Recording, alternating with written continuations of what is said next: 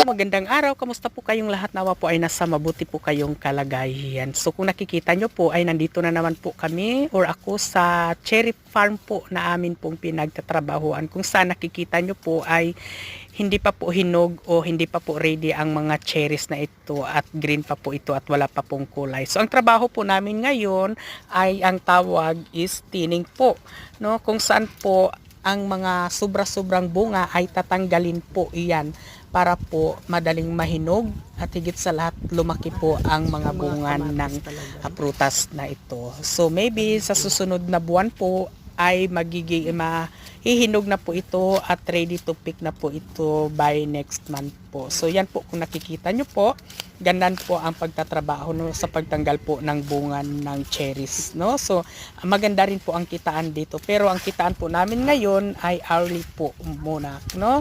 Pero pag picking na po talaga,